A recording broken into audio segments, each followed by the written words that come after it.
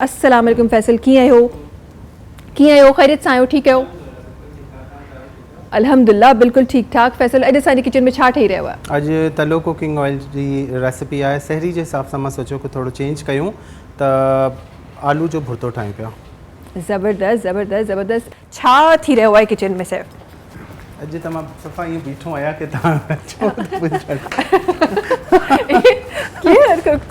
Class में teacher अचण खां पहिरीं सब स्टैंड बाय होना है टीचर खबरदार मेरे आने से पहले आपने काम किया कुछ किया मैं खुद अपनी आंखों से देखूंगी इंस्पेक्शन चेक जरूरी है अच्छा तलो कुकिंग ऑयल में ठाहियूं था अम्मा तलो में पकाओ हमें सेहतमंद बनाओ तमाम बेहतरीन कुकिंग ऑयल है विटामिन ए ई ऐं डी का भरपूर है लो कोलेस्ट्रॉल है ओमेगा 3 मौजूद है 1 लीटर 3 लीटर ऐं 5 लीटर में जी बॉटल्स मिलन पियूं पाउचिस भी मिलन पिया ऐं 10 पैक में भी है बनस्पति की तमाम बेहतरीन है अगर तव्हां पराठा ठाहियो मिठा ठाहियो या हलवा वगैरह ठाहियो पिया त पोइ इनमें ठाहींदो बनस्पति की में अॼु असां इनमें ठाहियूं पिया आलू जो भुर्तो मां चयो सिंपल सो कुछ ठाहियां आलू जो भरतो हाँ आलू जो भरतो हिकु पाव पोटैटोज़ यानी आलू तव्हां बॉयल कंदो उनखे मैश करे छॾिजो हिकु सिंपल जल्दी ठहिण वारो अच्छा हिन मां उहो थींदो कि एक तीर से दो शिकार इहो ई मिक्सचर जेको आहे न असां ठाहियूं पिया इहो तव्हां पराठे जे अंदर भी विझी जो आलू जो पराठो भी करे सघो ओके त पराठे में टमाटर भी पवंदा न न पोइ मां ॿुधायां थो छो कि मिक्सचर आहे मां उहो ई सोचियो पे कि स्पेशली स्पीड वधीक आहे वरी एडवांस अच्छा मुंहिंजे माइंड में आयो पे तव्हां पुछंदो ज़रूरु ॾिसो इन मां ख़बर पए थी मूंखे कुकिंग सां कहिड़ो इंट्रेस्ट आहे मुंहिंजो अच्छा जी छा अच्छा पीठल ॻाढ़ा मिर्च अधु चांहि जो चमचो हेठि अधु चांहि जो चमचो कुटियल ॻाढ़ा मिर्च अधु चांहि जो चमचो ऐं लूणु अधु चांहि जो चमचो अछो ज़ीरो हिकु चांहि जो चमचो हे सॼो मिक्सचर मिक्स करे हिन में रखी छॾंदासीं ऐं अगरि हिन मिक्सचर में तव्हां सिर्फ़ु सावा धाणा ऐं सावा मिर्च ऑनियन अगर बाज़ माण्हू न खाईंदा आहिनि जीअं सहरी वग़ैरह में हाँ पराठे में ना है पसंद त न विझो अगरि पसंद आहे त विझी सघो था सावो बसर त हिनखे मिक्स कंदासीं हिते असां सभिनी खां पहिरीं जीअं भुर्तो ठाहियूं पिया हिन में असां हिकु गंढ बसर जी खणंदासीं हाफ स्लाइस कटिंग कंदासीं इनखे सॉफ्ट कंदासीं रेड न आहे करिणो ॻाढ़ो न आहे करिणो ठीकु आहे नॉर्मली असांजी पाकिस्तानी जेके खाधा हूंदा आहिनि उनमें असां ॻाढ़ो बसर ॻाढ़ो करे छॾंदा आहियूं हू सालन वग़ैरह भाॼी ठाहिण लाइ कंदा आहियूं लिक्विड फॉर्म में त ही ड्राई फॉर्म में हूंदो त भुर्तो आहे हिन में हल्को सो सॉफ्ट कंदासीं लाइट पिंकिश जिनजी टोन अचे ऐं जो थोड़ो शेड चेंज थियण लॻे त इन सां गॾु ई असां हिन में विझी छॾंदासीं साओ मिर्च हिकु अदद ही ऑप्शनल है बाज़ माण्हू नथा खाइनि या ॿार गॾु खाइनि पिया त उहे छॾे सघनि था अच्छा फैसल हिकु शइ अबाउट जेको त ही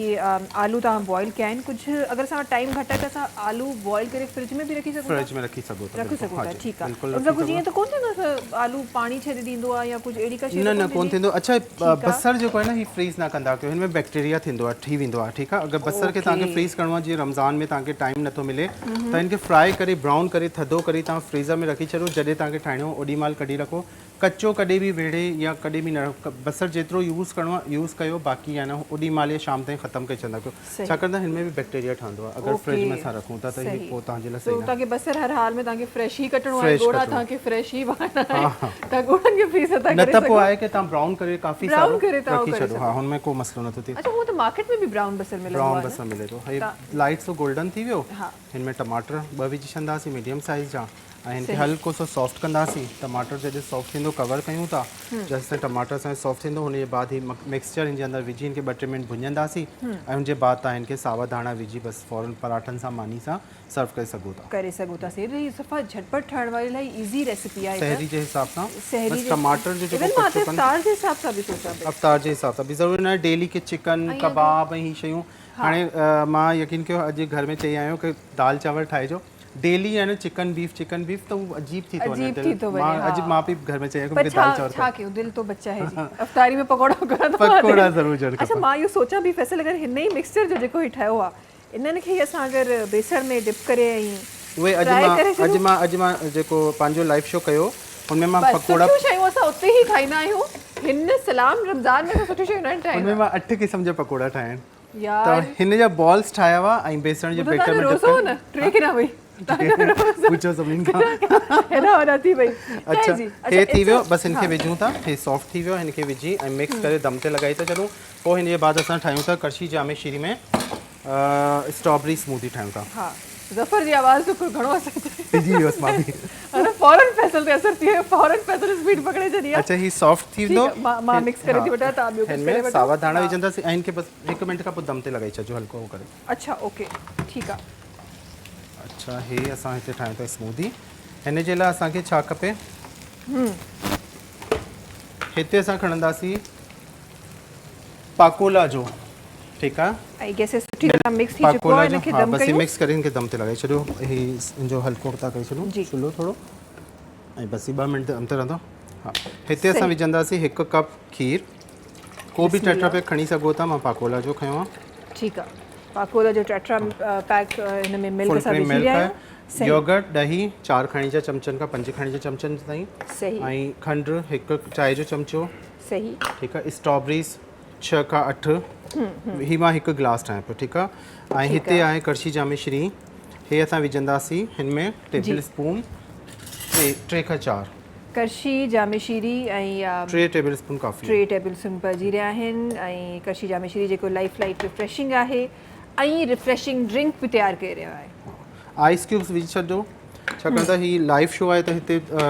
एॾो हींअर न इफ़्तारी जो बि मसइलो न आहे हा। की फ़ौरन असांखे सर्व करिणो आहे त इफ़्तारी जे लाइ त ओॾी महिल ठाहिजो ओके ये जेको ब्लेंडिंग पॉइंट आहे न चङी हुजे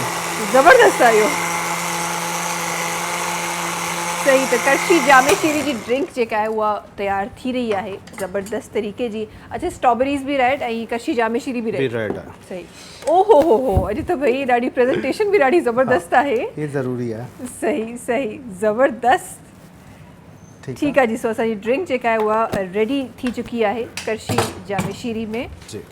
जेको लाइफ लाइट रिफ्रेशिंग आहे गॾोगॾु तलो कुकिंग ऑयल में असांजी हे डिश बि ठही रही आहे ये असांजो थी वई जी स्मूदी तयारु ऐं हीअ बि असांजो तयारु थी वियो आहे बसि फ़ौरन इनखे कढिणो आहे प्लेटर में